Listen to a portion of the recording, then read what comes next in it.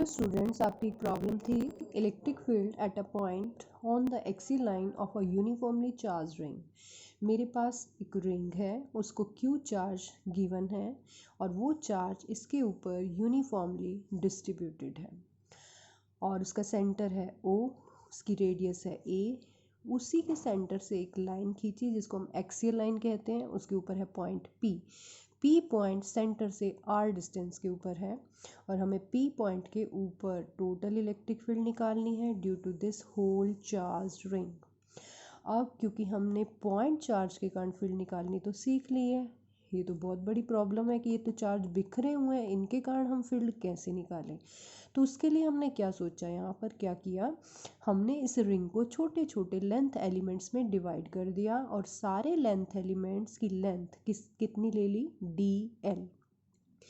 तो यहाँ पर टोटल चार्ज है Q, तो DL लेंथ में तो बहुत कम चार्ज आएगा और उस चार्ज को हमने क्या मान लिया, DQ चार्ज।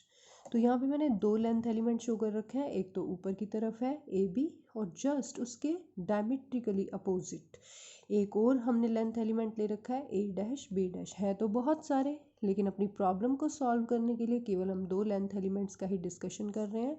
C क्या है, AB लेंथ का सेंटर, C' क्या है, A', B' का सेंटर। अब हमारे पास टोटल चार्ज Q कितनी लेंथ को दिया था हमने, 2πA लेंथ को, तो चार्ज पर यूनिट लेंथ कितना हुआ, Q/2πA। तो DL लेंथ के हिस्से में कितना चार्ज आया, Q/2πA इंटू DL, जिसको हमने क्या नाम दे दिया, DQ। तो एक लेंथ एलिमेंट का चार्ज है DQ, तो पहले हम क्या निकाल लेते हैं, इसी DQ चार्ज के कारण P पॉइंट की इलेक्ट्रिक फील्ड निकाल लेते हैं और उसको हम मान लेते हैं DE वेक्टर, क्योंकि यहाँ पॉजिटिव चार्ज है, पॉजिटिव चार्ज को P पॉइंट से मिलाया, आगे की तरफ बढ़ा दिया। पॉजिटिव चार्ज की फील्ड क्या होती है, पॉजिटिव चार्ज से अवे होती है। तो यहाँ पर हमारे पास फील्ड निकालने के लिए दो ही चीज़ें चाहिए हमें, एक तो DQ चार्ज की वैल्यू, दूसरा पॉइंट C और P के बीच का डिस्टेंस।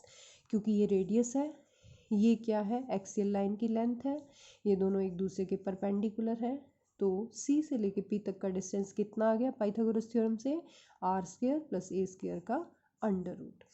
अब हम निकाल लेते हैं DE, electric field due to DQ charge, और ये सारा इफेक्ट हम कहाँ पर देख रहे हैं, पॉइंट P के ऊपर।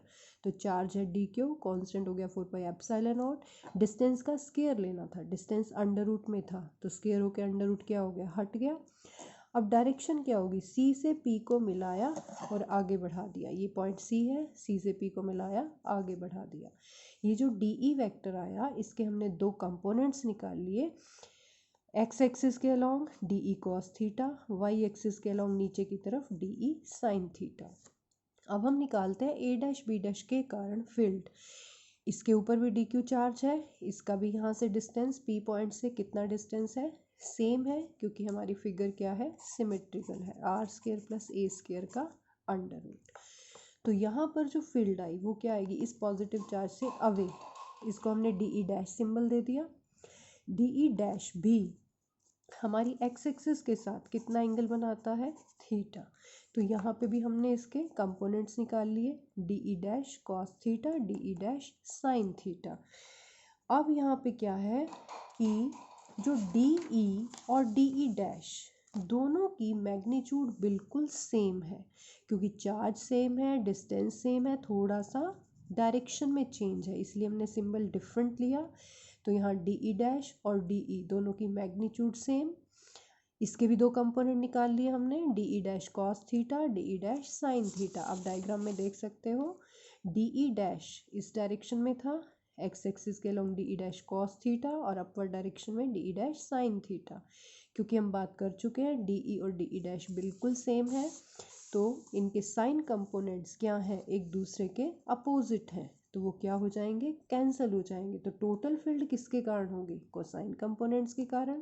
तो अब जो टोटल फील्ड है उसका हमने एक्सप्रेशन क्या लिखा, E = summation DE cos theta, हमने 2DE cos थीटा नहीं लिखा, क्योंकि एक dl लेंथ का कंट्रीब्यूशन तो केवल de cos थीटा है।